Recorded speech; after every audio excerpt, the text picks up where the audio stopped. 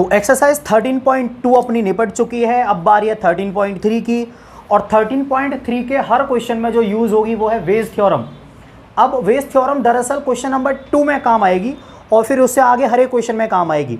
तो अभी तो मैं इसको नहीं समझा रहा हूँ पहले वाले क्वेश्चन के साथ, लेकिन क्वेश्चन नंबर 2 के साथ में वेज थ्योरम को हम जरूर समझेंगे। पहले जरा क्वेश्चन नंबर 1 देखते हैं क्या कह रहा है वो। ऊपर क्वेश्चन फ्लैश हो रहा होगा, आप मेरे साथ साथ पढ़ेंगे उसको।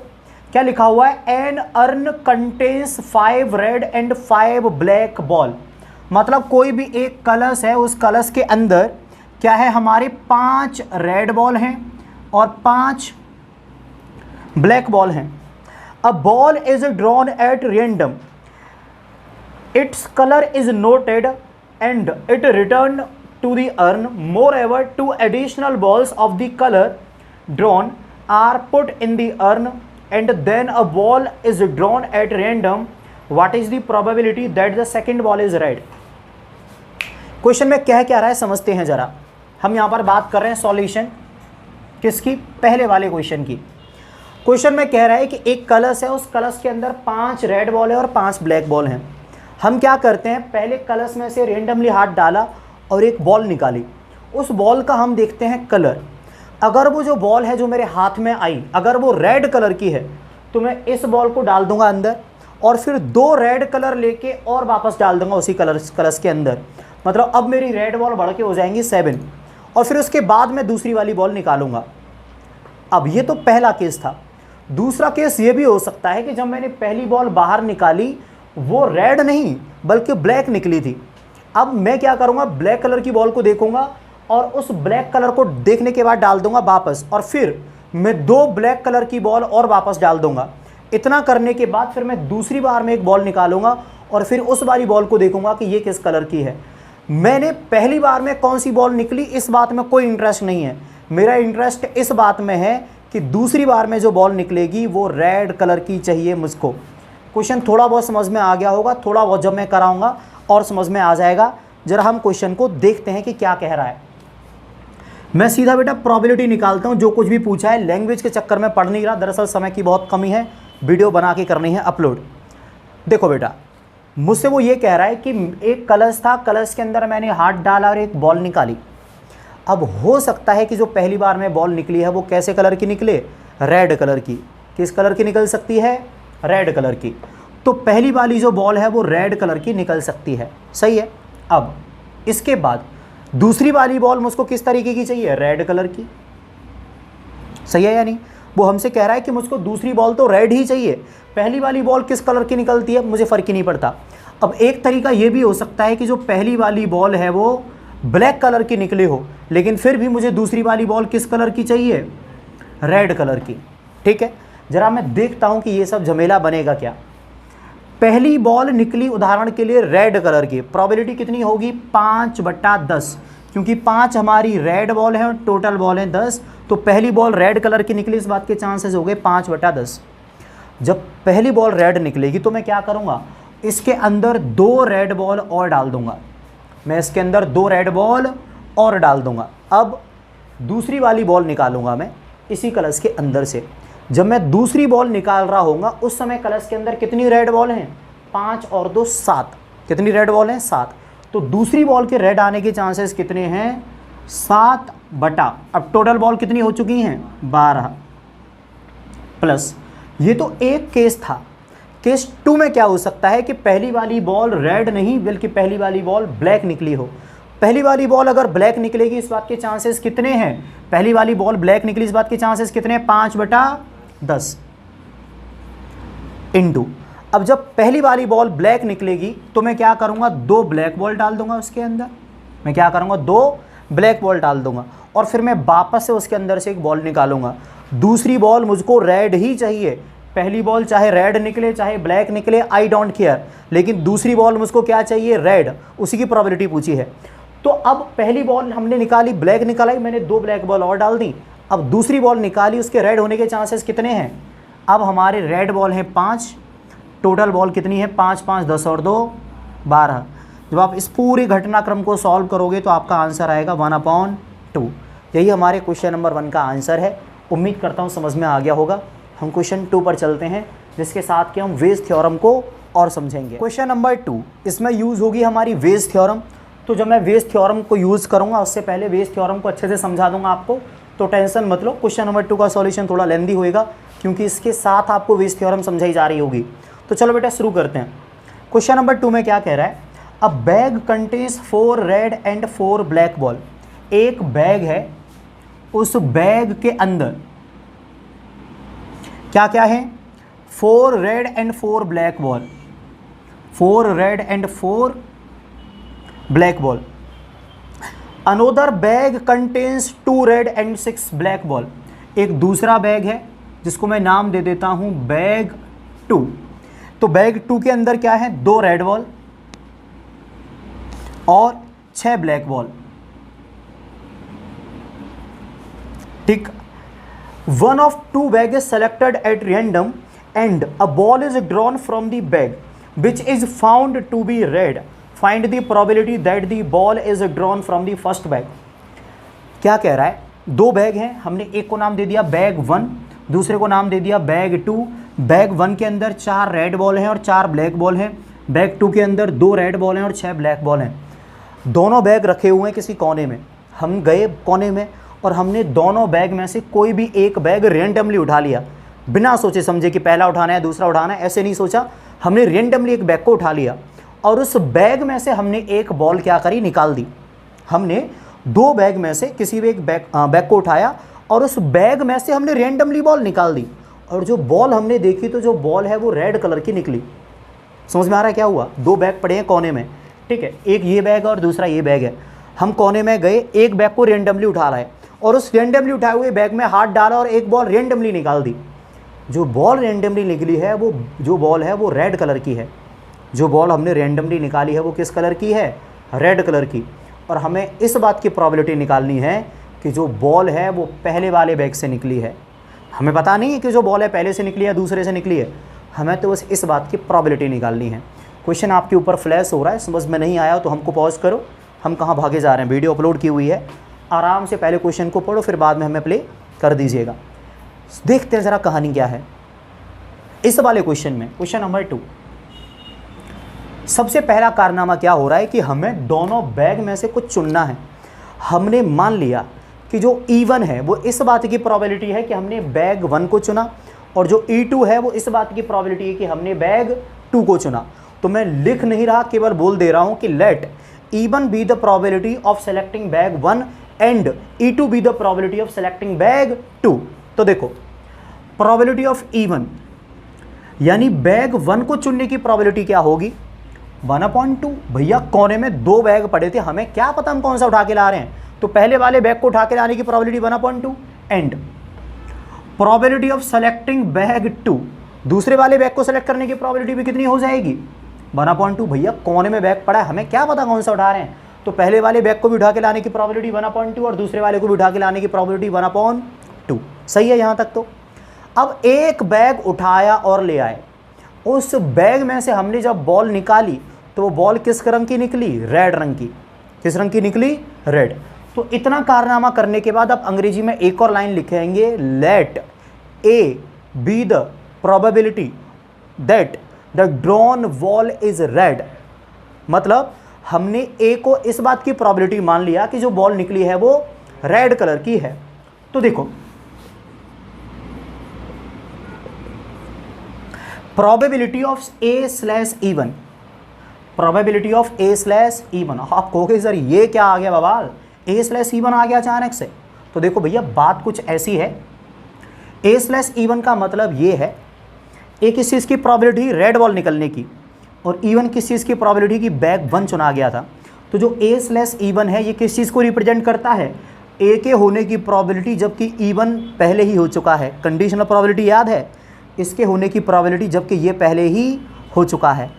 इसके होने की प्रोबेबिलिटी मतलब रेड बॉल के निकलने की प्रोबेबिलिटी, जबकि बैग 1 चुना जा चुका है। रेड बॉल निकलने की प्रोबेबिलिटी जबकि बैग 1 चुना जा चुका है। तो देखो भैया अगर बैग 1 चुन लिया तो रेड बॉल होने की प्रोबेबिलिटी कितनी हो जाएगी, देख लेते हैं। बैग 1 चुन लिया, रेड बॉल होने की प्रोबेबिलिटी कितनी होगी, 4/8। भैया बैग 1 में से रेड बॉल निकालने की प्रोबेबिलिटी क्या आएगी, 4/8। तो बिल्कुल 4/8 लिख लो तुम। या फिर तुम्हारा मन करे तो 1/2 लिख लो, मर्जी है। मैं वैसे 4/8 लिखना पसंद करूँगा, ऐसे ही मेरा मन, लिख लो ना, ठीक है। तो ये आ गई 4/8। और धीरे धीरे करके चीज़ें क्लियर होंगी, टेंशन नहीं लेने का। अब मैं यहाँ पर एक और चीज़ निकालूंगा, probability of A/E2।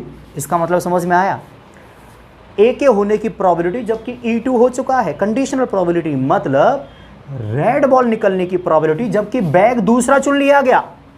Red ball निकलने की प्रोबेबिलिटी जबकि बैग दूसरा चुन लिया गया। तो बात सुनो बे, बैग दूसरा चुन लिया, इसमें से रेड बॉल निकलने की प्रोबेबिलिटी कितनी हो जाएगी? 2/8। बोलो हाँ, 2/8। अगर समझ में नहीं आ रहा है तो बेटा रिपीट करके देख लो, बस मैं ज़्यादा कुछ कह नहीं रहा। तो देखो ये आ गई हमारी E1 पहले बैग को चुनने की प्रोबेबिलिटी, ये आ गई हमारी E2 दूसरे बैग की चुनने की प्रोबेबिलिटी, ये आ गई हमारी A/E1 मतलब पहले वाले बैग को चुनने के बाद उसमें से रेड बॉल निकलने की प्रोबेबिलिटी, ये आ गई हमारी A/E2 मतलब दूसरा बैग चुनने के बाद उसमें से रेड बॉल आने की प्रोबेबिलिटी। अब हमें पूछा क्या है? हमसे ये पूछा है कि इस बात की प्रोबेबिलिटी बताओ कि जो रेड बॉल निकली है, कोने में गए, किसी भी बैग को उठा लाए, किसी भी बैग में हाथ डाला, बॉल निकाली, बॉल आ गई रेड। हमें इस बात की प्रोबेबिलिटी बतानी है कि जो बॉल है वो पहले बैग में से ही निकली थी। देखो किसी में से भी निकली होगी, वो हमें क्या पता पहले में से निकली या दूसरे में से, लेकिन हमें तो प्रोबेबिलिटी बतानी है कि वो बॉल पहले वाले बैग में से निकली है। तो सुनो, हमें पता है क्या बताना है, हमें बताना है A/E1 मतलब जब हम बैग को उठा के ले आए तो बॉल तो रेड आ चुकी है, बॉल तो रेड आ चुकी है, वो पहले वाले बैग में से निकली है, इस बात की प्रोबेबिलिटी बताओ। E1/A, इसका बिल्कुल उल्टा, हमें क्या निकालना है, पहले बैग में से बॉल निकली है, इस बात की प्रोबेबिलिटी बताओ जबकि बॉल रेड है। समझ में आया या नहीं? तो E1 के होने की प्रोबेबिलिटी जबकि A पहले ही हो चुका है, बॉल रेड पहले ही निकल चुकी है, बैग 1 में से निकली, इस बात की प्रोबेबिलिटी क्या है। तो इस तरीके का कारनामा करने के लिए एक फॉर्मूला है वेज थ्योरम में, आपकी NCERT में जो मैं लिखने वाला हूँ ना बिल्कुल शब्द सा है, उसमें कोई बदलाव नहीं है। फॉर्मूला क्या है, प्रोबेबिलिटी ऑफ E1/A बराबर, प्रोबेबिलिटी ऑफ E1/A बराबर क्या होता है, P(E1) dot probability of A/E1 upon probability of E1 into probability of A/E1 plus probability of E2 probability of A/E2। आप कहोगे सर ये क्या ड्रामा है? देखो पहली चीज़, ये सब मेरी तरफ से लिखा हुआ नहीं है, ये फॉर्मूला है आपका NCERT, अगर आप खोलोगे तो ये वाला फॉर्मूला दिख जाएगा, लेकिन हाँ आपके पैर ठंडे हो जाएंगे कि सर इस वाले विशाल के फॉर्मूले को याद कौन करेगा। तो देखो याद करने की ज़रूरत नहीं है, ये रही PE1, ये रही PA/E1 अपॉन में बिल्कुल यही चीज़ें आ गई हैं, प्लस प्रोबेबिलिटी ऑफ E2 और ये रही प्रोबेबिलिटी ऑफ A/E2, मतलब इन दोनों का मल्टीपल ऊपर अपॉन में इन दोनों का मल्टीपल प्लस इन दोनों का मल्टीपल, ये आ गया फॉर्मूला। ठीक है, दरअसल हमको यहाँ पर प्रोबेबिलिटी किस चीज़ की निकालनी है, E1/A की, E1/A की। तो E1 और A ये हमारे फेवर में है, तो इसलिए हमने E1 वाली चीज़ों को क्या रखा ऊपर, तो E1 इंटू ये वाली वैल्यू, इन दोनों का मल्टीपल ऊपर अपॉन में इन दोनों का मल्टीपल प्लस इन दोनों का मल्टीपल, यानी जो हमारे फेवर में होता है वो ऊपर आता है उन दोनों का मल्टीपल, और जो फेवर में नहीं होते वो सब क्या आ जाते हैं, नीचे आ जाते हैं प्लस होके। ठीक है, समझ में नहीं आ रहा होगा तो कोई दिक्कत नहीं, एक दो बार रिपीट करके देखो। वैसे इस एक्सरसाइज में आने वाला हर क्वेश्चन अब ऐसे ही होगा और मैं सारे कराने ही वाला हूँ, तो आप रिपीट करके देखते रहो, one after the other concept clear हो जाएंगे। एक बार में बेटा चीज़ें समझ में नहीं आती। अब मैं E1/A निकालता हूँ तो क्या हो जाएगा, PE1 1/2 into PA/E1 4/8 upon PE1 into ये वाली वैल्यू तो 1/2 गुना 4/8 प्लस PE2 इंटू A/E2 तो 1/2 और 2/8। सिंप्लीफाई करते हैं, सिंप्लीफाई करने पर क्या मिलेगा, 8 गुना 2 16, मैं 16 का मल्टीपल कर दे रहा हूँ ऊपर, तो ये कट जाएगा, ये कट जाएगा, ये कट जाएगा, 4 गुना 1 कितना आया ऊपर 4 अपॉन 4 गुना 1 4 प्लस 2 गुना 1 2 कितना आएगा 4/6, सिंप्लीफाई करने पर 2/3। ठीक है, अगर आपको इस समझ में नहीं आया हो कि मैंने किसका मल्टीपल करा क्या करा, तो बस आप इतना समझ लो कि जो मैंने यहाँ पर लिखा था उसको सिंप्लीफाई करने पर 2/3 आ गया। तो ये था हमारा आंसर क्वेश्चन नंबर 2 का। समझ में नहीं आया हो आप रिपीट करके देखो। हम बेटा आपसे अगले वाले क्वेश्चन पर मिलते हैं, क्वेश्चन नंबर 2 के बाद अब बारी है क्वेश्चन नंबर 3 की। मैं पूरा क्वेश्चन रीड कर रहा हूँ, ऊपर क्वेश्चन फ्लैश हो रहा है, फटाफट मेरे साथ साथ पढ़ना शुरू कर दो। क्वेश्चन नंबर 3 में लिखा हुआ है, of the student in a college it is known that 60% reside in hostel and 40% are day scholar. Previous year results report that 30% of all the students who reside in hostel attain A grade and 20% of day scholar attain A grade in their annual examinations.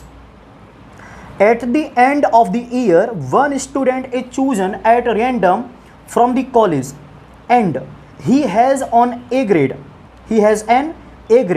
What is the probability that the student is a hostelier? देखते हैं क्या कह रहा है।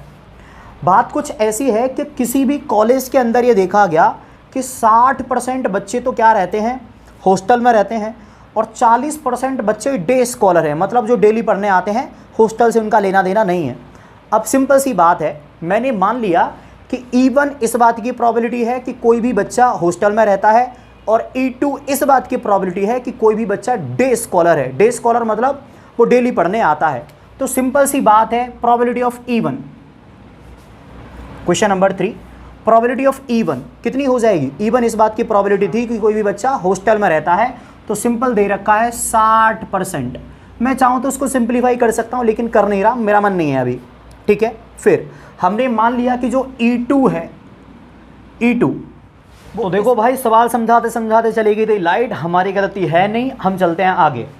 तो देखो भैया, E1 मतलब कि कोई भी बच्चा जिसको हमने पकड़ के लेके आए और वो हॉस्टल का है, इस बात की प्रोबेबिलिटी हो जाएगी 60%। और किसी भी बच्चे को जिसको हमने कॉलर पकड़ के खींच लिया, इस बात की प्रोबेबिलिटी कि वो घर पर रहता है, डेली पढ़ने आता है साइकिल लेके, इस बात की प्रोबेबिलिटी कितनी है? 40%। तो 40/100। पॉइंट में मैंने क्यों नहीं लिखा? मेरी मर्जी, मेरा मार्कर, मेरी वीडियो।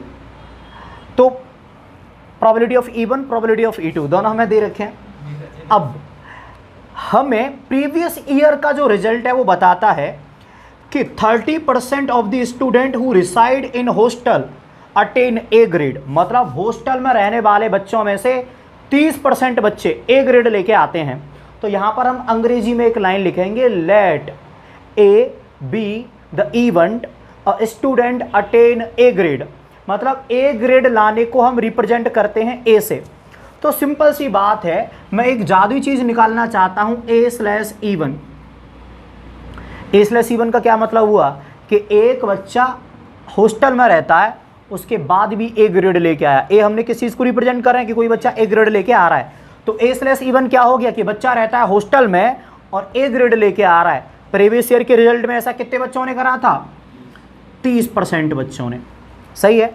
अब आगे अंग्रेजी में क्या लिखा हुआ है? And 20% of the day scholar attain A grade, मतलब जो डेली घर से पढ़ने आते हैं, जो डे स्कॉलर हैं, उनमें से केवल 20% क्या लेके आ पा रहे हैं? A grade. तो देखो भैया, प्रोबेबिलिटी ऑफ A/E2, यानी कोई भी बच्चा घर से पढ़ने आ रहा है और वो ए ग्रेड लेके आया, इस बात के चांसेस कितने हैं? 20%। अब पेपर हो गए, पेपर के बाद रिजल्ट आ गए, हम स्कूल के गेट पर जाके खड़े हो गए, किसी भी एक बच्चे को कॉलर पकड़ खींच लिया, किधर आवे, और हमने उससे पूछा कि तुम्हारी कितनी % बनी, और उसने कहा कि अपन की आई है ए ग्रेड। मतलब हुआ क्या, हमने किसी भी बच्चे को रेंडमली चुन लिया स्कूल में से और उसकी ए ग्रेड आई है। इस बात के चांसेस क्या हैं कि वो हॉस्टल का बच्चा है। समझ में आ रहा है या नहीं? लास्ट में क्या लिखा हुआ? What is the probability that the student is a hosteller. हमने किसी भी एक बच्चे को रेंडमली चुन लिया और जो विद्यार्थी है, जो रेंडमली चुना गया है, भाई अपना ए ग्रेड लेके आया है। इस बात की प्रोबेबिलिटी क्या है कि वो हॉस्टल में रहता है। क्या ठीक प्रीवियस क्वेश्चन में कुछ ऐसा ही फॉर्मूला नहीं था? प्रोबेबिलिटी ऑफ E1/A, जिसको हमने आपको वेज थ्योरम करके बताए थे। फॉर्मूला बहुत चटपटा था, याद है? लिख दे रहे हैं, याद नहीं है तो। होता क्या है, इन दोनों का इनटू तो आएगा ऊपर, क्योंकि E1 हमारे फेवर में है, तो इन दोनों का मल्टीपल ऊपर आ जाएगा। प्रोबेबिलिटी ऑफ E1 इनटू ये घटिया सी value, probability of A/E1 upon में क्या आएगा? इन दोनों का इनटू प्लस इन दोनों का इनटू, मतलब जो हमारे फेवर में है वो ऊपर और अपॉन में टोटल। तो देखो भैया नीचे आएगा P E1 into P A slash E1 plus इन दोनों का into P E2 into P A slash E2। देखो या तो जो मैं बता रहा हूँ वो समझ लो, नहीं तो रट्टा लगा लो रे। देखो भाई लोग क्या होना है, पी E1 की वैल्यू कितनी है 60/100 इंटू ए स्लैश E1 की वैल्यू कितनी है 30/100 अपॉन में क्या होगा, इन दोनों का इंटू प्लस इन दोनों का इंटू, वैल्यू डाल दो भाई। तो 60/100 इंटू 30/100 प्लस 40/100 इंटू 20/100। अब देखो तुम्हारे पास हैं दो चॉइस, या तो यहाँ से आगे की कैलकुलेशन खुद करो या फिर जो मैं घटिया तरीके से करा रहा हूँ वो समझ लो। यहाँ पर भी 100 इंटू 100, यहाँ पर भी 100 इंटू 100, यहाँ पर भी 100 इंटू 100 आने वाला है। मैं ऊपर पूरे में इंटू कर दे रहा हूँ 10,000 का, तो उससे ये कट जाएगा, ये कट जाएगा। नीचे भी इंटू कर दे रहा हूँ 10,000 का, तो ये भी कट गया और ये भी कट गया। सब कुछ ऐसा ही होगा। अब 60 गुना 30 कितना आने वाला है 1800 अपॉन 60 गुना 30 यानी 1800 प्लस 40 गुना 20 800। ठीक, इधर क्या आने वाला है 1800 तो ऊपर आ जाएगा, नीचे कितना मिलेगा 1800 और 800 2600। 2 जीरो से 2 जीरो चटका दी। अब इसको काट दिया 2 से 9 बार, इसको काट दिया 2 से 13 बार। आंसर आ गया 9/13। आंसर शीट में चेक कर ले, बिल्कुल कतई जहर यही आंसर है। स्क्रीनशॉट ले लो। क्वेश्चन नंबर 4 पर चलते हैं। क्वेश्चन नंबर 4 को देखते हैं। क्वेश्चन यहीं कहीं फ्लैश हो रहा होगा, फटाफट चोरी चुपके पढ़ लो। क्या लिखा हुआ है, in answering a question on a multiple choice test a student either knows the answer or guesses. Let 3/4 be the probability that he know the answer and 1/4 be the probability he guesses.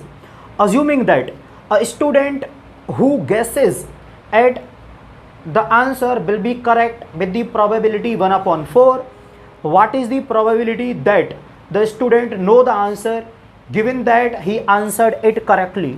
तो काफ़ी अंग्रेजी लिखी हुई है, एक बार मैं हिंदी में translate कर दे रहा हूँ। कोई भी बच्चा अपन ने बैठा दिया पेपर में, ठीक है। अब पेपर में जब वो बच्चा बैठा है तो उसको जो क्वेश्चंस अटेम्प्ट करने हैं, जो क्वेश्चंस पेपर में आए हुए हैं वो है मल्टीपल चॉइस क्वेश्चंस।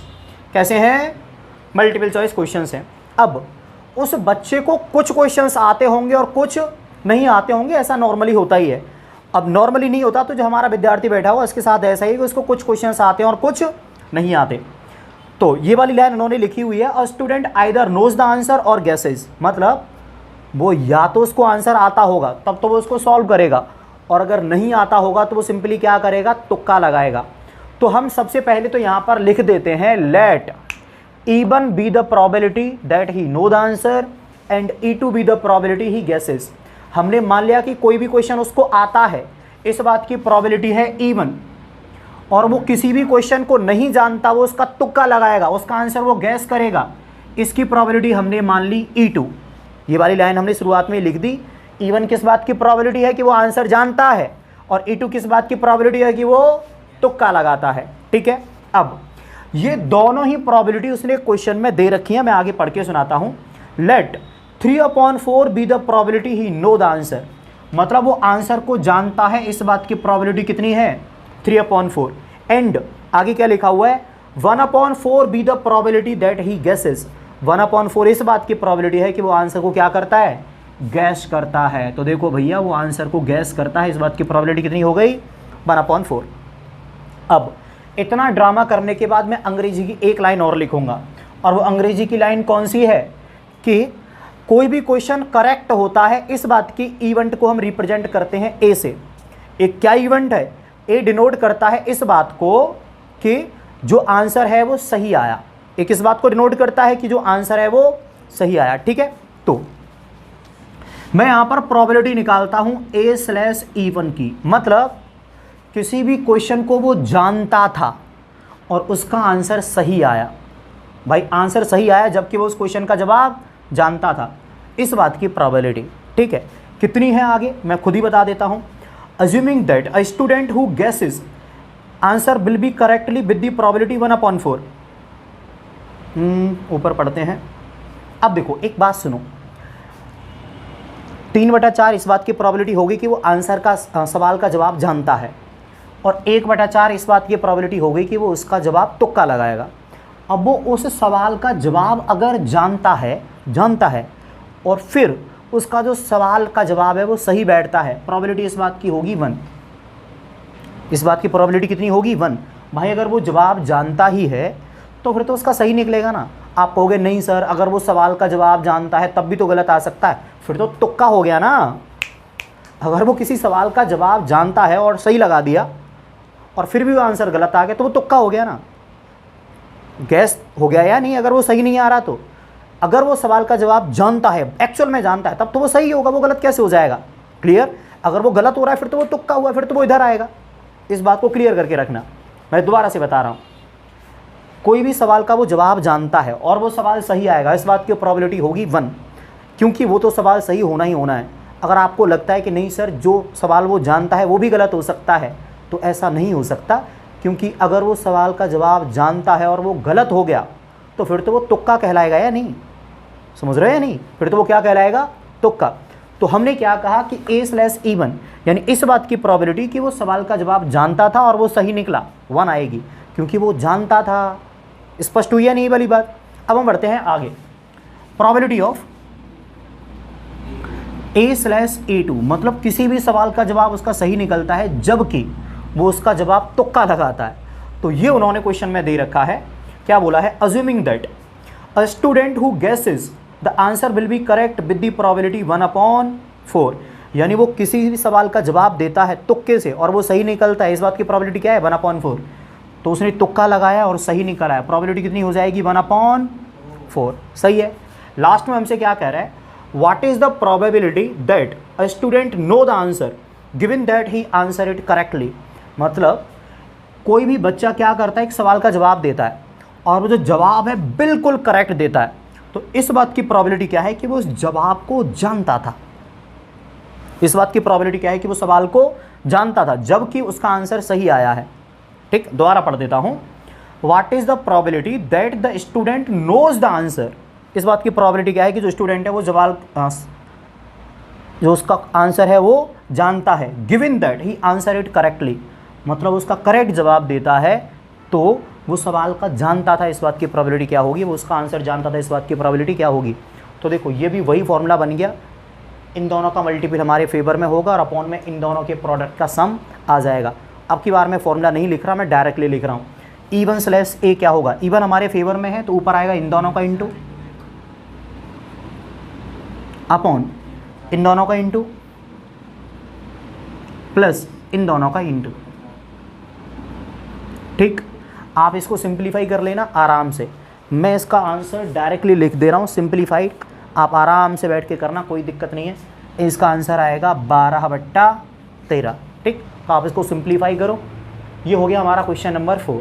हम चलते हैं क्वेश्चन नंबर 5। यही रात अंतिम, यही रात भारी, रामायण में गाना है एक। छोड़ो, देखें क्वेश्चन नंबर 5 है बेटा। हमसे क्या कह रहा है?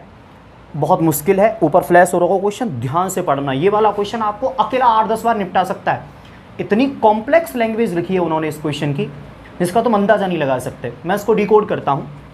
क्या लिखा हुआ है? A laboratory blood test is 99% effective in detecting a certain disease when it is in fact present. However the test also yield a false positive result for 0.5% of the healthy person tested। Bracket में क्या लिखा हुआ है? If a healthy person is tested, then with the probability 0.005, the test will imply that he has the disease। आगे लिखा हुआ है if 0.1% population has actually the disease, what is the probability that the person has the disease given that his test result is positive। बहुत अंग्रेजी है भाई, मैं decode करने के लिए हूँ, टेंशन मत लो। कोई भी एक शहर है, उस शहर की 0.1% पॉपुलेशन को कोरोना हो चुका है। कितनी परसेंट पॉपुलेशन को कोरोना हो चुका है? मैं कोरोना नाम ऐसे ही ले दिया है। 0.1% पॉपुलेशन को कोरोना हो गया है, मतलब क्या हुआ? 99.9% पॉपुलेशन बढ़िया घूम रही है, एकदम बिंदास। ठीक है, क्वेश्चन में जो दे रखा है कि कोई भी एक शहर है, तो उस शहर की 0.1% पॉपुलेशन को कोई भी बीमारी है और 99.9% लोगों को कोई भी बीमारी नहीं है। ये तो पहली इंफॉर्मेशन है जो हमारे समझ में आई। अब आगे क्या लिखा हुआ है, अ लेबोरेटरी ब्लड टेस्ट, बिल्कुल शुरुआत का स्टेटमेंट पढ़ रहा हूं मैं। A laboratory blood test is 99% effective in detecting a certain disease. मान लो कोई भी व्यक्ति बीमार है, कोई भी व्यक्ति क्या है, बीमार है, और हमने क्या करा, उसका टेस्ट करवाया कि ये कोरोना पॉजिटिव है या नहीं, तो जो टेस्ट है वो 99% इफेक्टिव है। मतलब कोई भी व्यक्ति, ये 0.1% पॉपुलेशन में से हमने उठा लिया और उसको क्या है, एक्चुअल में कोरोना है, और हमने इसका टेस्ट करवा लिया, तो 99% चांस है कि जो टेस्ट है वो बता देगा कि हाँ इसको कोरोना है। 1% चांस है कि जो टेस्ट है वो ना बता पाए, भले इसको कोरोना था लेकिन वो बता देगा नहीं ये तो बढ़िया है। तो टेस्ट कितना इफेक्टिव है, 99%। सही है। आगे क्या कह रहा है दूसरी वाली लाइन में, however the test also yield a false positive report for 0.5% of the healthy person. मतलब इस बात की 0.5% चांस है कि कोई हेल्दी व्यक्ति जो बिल्कुल फिट है, कोई बीमारी नहीं है, वो अपना अगर टेस्ट करवाएगा तो उसका भी रिजल्ट पॉजिटिव बता देगा। मान लो कोई भी व्यक्ति बिल्कुल सही है, फिट चंगा है एकदम, और हमने क्या करा, उसको भी कोरोना का टेस्ट करवा दिया, तो इस बात के चांस हैं 0.5% कि भले ही वो बढ़िया है लेकिन उसका रिजल्ट फिर भी कैसा दिखा देगा, वो पॉजिटिव। भाई टेस्ट कई बार गलत भी बता देते हैं, 100% इफेक्टिव नहीं होते। तो बात समझ में आ गई। अब हमने क्या करा कि किसी व्यक्ति का टेस्ट करवाया, टेस्ट आया पॉजिटिव, टेस्ट आया पॉजिटिव। तो देखो दो केसेस हो सकते हैं, हो सकता है कि वो व्यक्ति वाकई में बीमार हो और फिर उसका टेस्ट पॉजिटिव आया हो, और ये भी हो सकता है कोई व्यक्ति कतई बढ़िया हो और फिर भी उसका जो टेस्ट है वो पॉजिटिव आ गया हो गलती की वजह से। तो हमें बताना क्या है कि कोई भी व्यक्ति है अपना टेस्ट करवाता है और टेस्ट में उसका रिजल्ट आ गया पॉजिटिव कि हाँ वो बीमार है, तो इस बात के कितने चांसेज हैं कि वो वाकई में बीमार है। ऐसा तो नहीं है कि इनके चक्कर में चटका दिया हो। तो वो कोई भी व्यक्ति का अगर रिजल्ट पॉजिटिव आता है तो वो एक्चुअल में बीमार है, इस बात की कितने चांसेज है ये हमें कैलकुलेट करना है।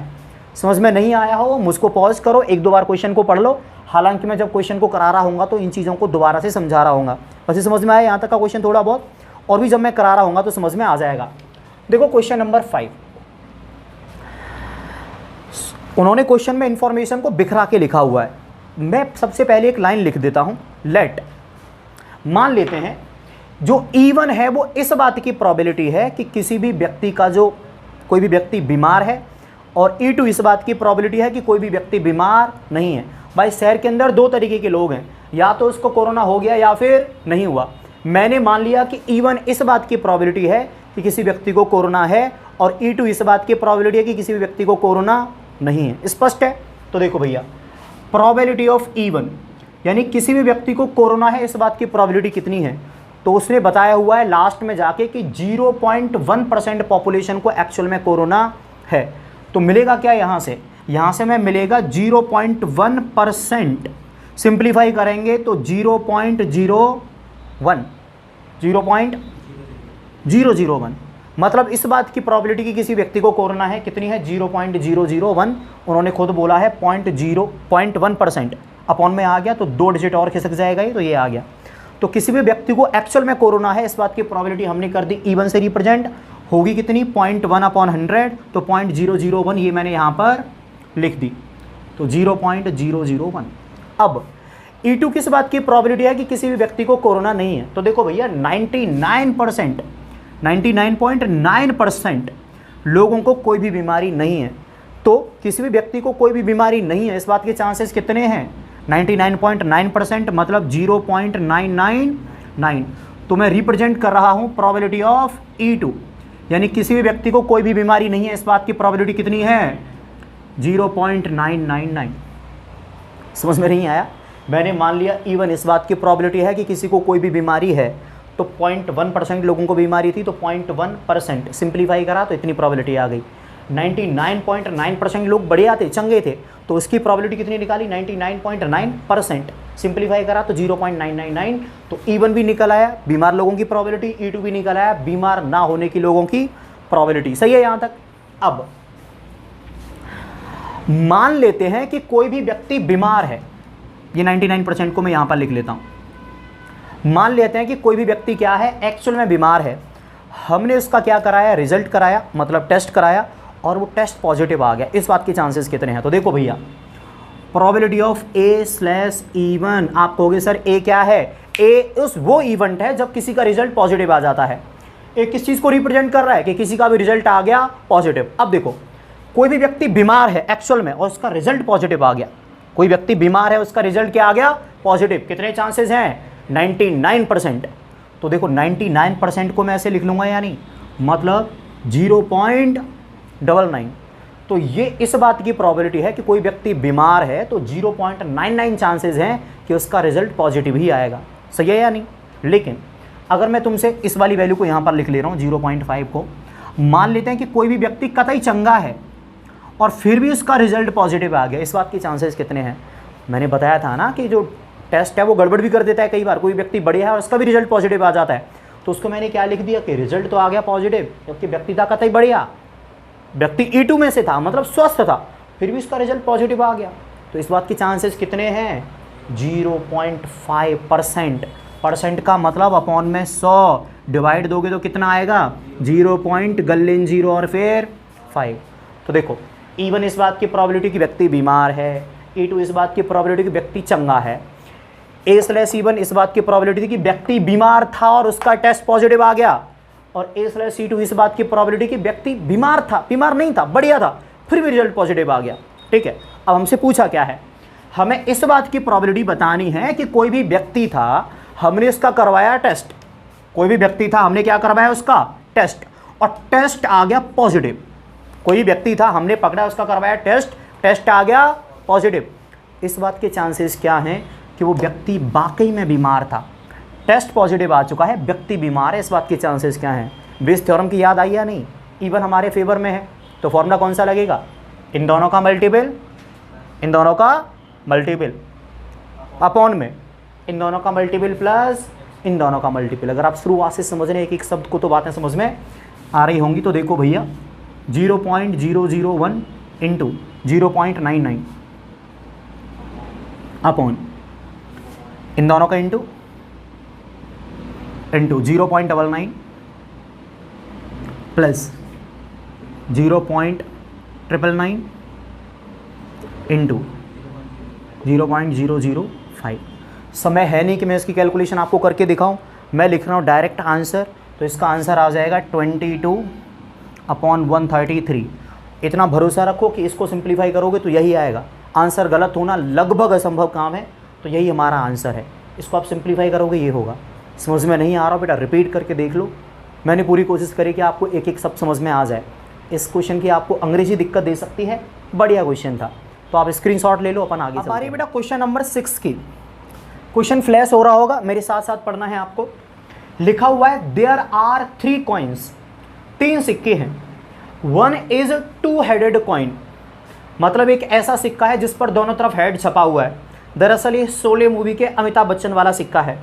आगे लिखा हुआ है another is a biased coin that comes up head 75% of the time and the third is an unbiased coin, और जो तीसरे वाला है वो बिल्कुल बढ़िया अनबाइस्ड कॉइन है।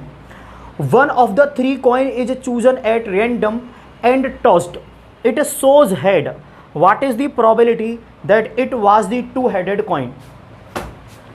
कहानी कुछ ऐसी है कि मेरी पॉकेट में 3 सिक्के पड़े हुए हैं। कितने सिक्के? 3। बना ले रहा हूं। पहला सॉरी शायद सिक्के गलत बन गए, बट कोई नहीं, अपन तो इसी सवाल को करेंगे। तो हमारे पास मान लीजिए 3 सिक्के थे, पहला, दूसरा और तीसरा। अब जो पहले वाला सिक्का है ये 2 हेडेड कॉइन है, मतलब इसमें इधर भी हेड है और इधर भी पीछे की तरफ भी हेड ही है, दोनों तरफ हेड छपा हुआ है।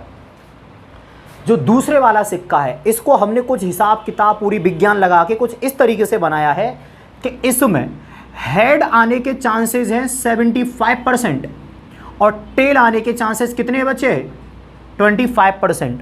ऐसे सिक्कों को हम कहते हैं बाइस्ड कॉइन, मतलब जो एक तरीके से अनबाइस्ड नहीं है, किसी एक तरफ झुके रहते हैं, जैसे कि ये हेड की तरफ इसका ज़्यादा झुकाव है, हेड आने के चांसेस ज़्यादा हैं। और जो तीसरे वाला सिक्का है वो क्या है? बिल्कुल नॉर्मल कॉइन है, जैसा हम सबकी पॉकेट में होता है, जिसमें एक तरफ लिखा हुआ है हेड, एक तरफ लिखा हुआ है टेल। जितना हेड आने की प्रोबेबिलिटी उतना ही टेल आने की प्रोबेबिलिटी। अब क्वेश्चन में वो हमसे क्या कह रहा है कि इन 3 सिक्कों में, ये मेरी जेब में पड़े हैं, मैंने जेब में हाथ डाला, रेंडमली कोई भी सिक्का निकाला बाहर और उस सिक्के को करा टॉस और उस पर आ गया हेड। समझ में आया? तीनों सिक्के पड़े मेरी जेब में, मैंने जेब में हाथ डाला, एक सिक्का निकाला, टॉस करा और सिक्के पे आ गया हेड। ठीक है, इस बात की प्रोबेबिलिटी बताओ कि वो ये वाला सिक्का था। इस बात की प्रोबेबिलिटी बताओ कि वो ये वाला सिक्का था। तो देखो भैया, सिक्के पड़े मेरी जेब में, मैंने मान लिया कि E1 इस बात की प्रोबेबिलिटी है कि जेब से बाहर ये वाला सिक्का आया था, E2 इस बात की प्रोबेबिलिटी है कि जेब से बाहर ये वाला सिक्का आया था, और E3 इस बात की प्रोबेबिलिटी है कि जेब से बाहर ये वाला सिक्का आया था। तो देखो सिंपल सी बात है, पहले वाला सिक्का आने की प्रोबेबिलिटी सिंपल सी बात है 1/3। दूसरे वाला सिक्का जेब से बाहर आया, इस बात की प्रोबेबिलिटी E2 अगेन 1/3, और तीसरे वाला सिक्का जेब से बाहर आया, इस बात की प्रोबेबिलिटी E3, ये भी कितनी होगी 1/3। भैया जेब से सिक्का बाहर निकल रहा है, मुझे थोड़ा ना पता कौन सा आ रहा है, तो सबके जेब से बाहर निकलने के चांसेस इक्वल थे, 1/3, 1/3 और 1/3। सही है।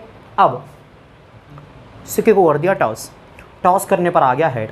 अब मान लेते हैं कि जो सिक्का था वो E1 वाला बाहर आ गया था, और ए हमने इस बात की प्रोबेबिलिटी मान ली कि कॉइन पर आया है head. Let A be the event that the head comes up.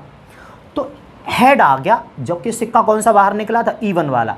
ये वाला सिक्का अगर बाहर निकलेगा भाई, दोनों तरफ हेड है, हेड आने के चांसेस कितने हो गए? 1। तो हेड आने के चांसेस, जबकि सिक्का निकला है पहले वाला, दोनों तरफ हेड है, तो 1 आ जाएगी प्रोबेबिलिटी।